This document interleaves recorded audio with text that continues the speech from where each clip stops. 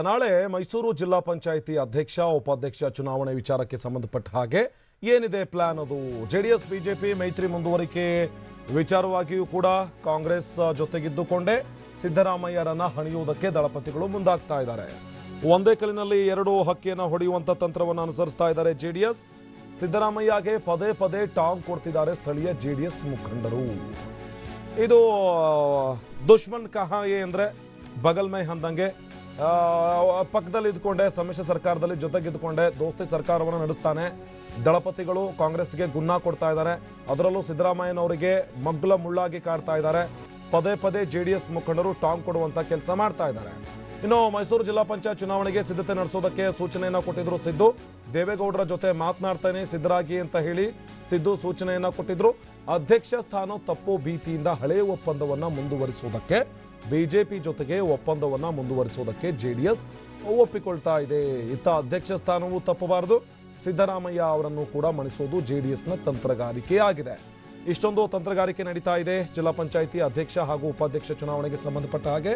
ಇತ್ತ ಅಧ್ಯಕ್ಷ ಸ್ಥಾನವೂ ಕೂಡ ತಪ್ಪಬಾರದು, ಇನ್ನು ಸಿದ್ದರಾಮಯ್ಯನವರಿಗೂ ಕೂಡ ಟಾಂಗ್ ಕೊಟ್ಟ ಹಾಗೆ ಆಗಬೇಕು. ಎಲ್ಲ ಲೆಕ್ಕಾಚಾರಗಳನ್ನು ಹಾಕಿ ದಳಪತಿಗಳು ಸದ್ಯ ಕಾಂಗ್ರೆಸ್ ಜೊತೆಗೆ ಬೇಡ, ಬಿಜೆಪಿ ಜೊತೆಯೇ ಹೊಂದಾಣಿಕೆ ಮುಂದುವರಿಯಲಿ ಅಂತ ಹೇಳಿ ಮಾತನಾಡ್ತಾ ಇದ್ದಾರೆ. ಈ ಬಗ್ಗೆ ನಮ್ಮ ಪ್ರತಿನಿಧಿ ದಿಲೀಪ್ ಮತ್ತಷ್ಟು ಮಾಹಿತಿಯನ್ನು ಕೊಡ್ತಾರೆ. ದಿಲೀಪ್, ಏನಿದು ಜೆಡಿಎಸ್ನ ತಂತ್ರಗಾರಿಕೆ ಅಂತ? ಒಂದು ಕಡೆ ಕುರ್ಚಿನೂ ಹೋಗಬಾರ್ದು, ಮತ್ತೊಂದು ಕಡೆ ಹಳೆ ವೈರಿಗೆ ಗುನ್ನಾನು ಕೊಡಬೇಕು. ಯಾವ ರೀತಿಯಾಗಿ ನಡೀತಾ ಇದೆ ಗುದ್ದಾಟ ಅಲ್ಲಿ ದಿಲೀಪ್? ಖಂಡಿತವಾಗ್ಲೂ ಆನಂದ್, ಏನು ಅಂತಂದ್ರೆ ಒಂದೇ ಕಲ್ಲಿನಲ್ಲಿ ಎರಡು ಅಕ್ಕಿಯನ್ನ ಹೊಡೆಯುವಂತ ಕೆಲಸವನ್ನ ಜೆಡಿಎಸ್ ಸ್ಥಳೀಯ ಮುಖಂಡ ಅಂದ್ರೆ ಮೈಸೂರು ಭಾಗದ ಮುಖಂಡರುಗಳು ಮಾಡ್ತಾ ಇರ್ತಕ್ಕಂಥದ್ದು. ಇಲ್ಲಿ ಒಟ್ಟಾರೆಯಾಗಿ ಮೈಸೂರಿನಲ್ಲಿ ಸಿದ್ದರಾಮಯ್ಯನವರ ಪ್ರಾಬಲ್ಯವನ್ನ ಎಷ್ಟರ ಮಟ್ಟಿಗೆ ಕುಗ್ಗಿಸ್ಬೇಕು ಅಷ್ಟರ ಮಟ್ಟಿಗೆ ಪ್ಲಾನ್ಡ್ ಆಗಿ ಕುಗ್ಗಿಸ್ತಾ ಇರುವಂತದ್ದು. ಒಂದ್ ಕಡೆ ಸಿದ್ದರಾಮಯ್ಯನವರು ಕಾಂಗ್ರೆಸ್ ಮುಖಂಡರುಗಳಿಗೆ ಸಂಸದರುಗಳಿಗೆ ಸೂಚನೆಯನ್ನ ಕೊಟ್ಟಿದ್ರು. ನಾನು ದೇವೇಗೌಡರ ಜೊತೆ ಮಾತನಾಡ್ತೇನೆ, ನೀವು ಚುನಾವಣೆಗೆ ಸಿದ್ಧರಾಗಿ ಅದರಲ್ಲೂ ಕೂಡ ಅಧ್ಯಕ್ಷ ಸ್ಥಾನಕ್ಕೆ ಪಡ್ಕೊಳ್ಳೋದಕ್ಕೆ ಪ್ರಯತ್ನ ಪಡಿ ಅನ್ನುವಂತ ಸೂಚನೆಯನ್ನ ಕೊಟ್ಟಿದ್ರು. ಆ ಕಾರಣಕ್ಕೋಸ್ಕರನೇ ಏನು ಕಾಂಗ್ರೆಸ್ನ ಮುಖಂಡರುಗಳು ಕೂಡ ಮೈಸೂರಿನ ಅತಿಥಿ ಗೃಹದಲ್ಲಿ ಸಭೆಯ ಮೇಲೆ ಸಭೆಯನ್ನ ನಡೆಸಿದ್ರು.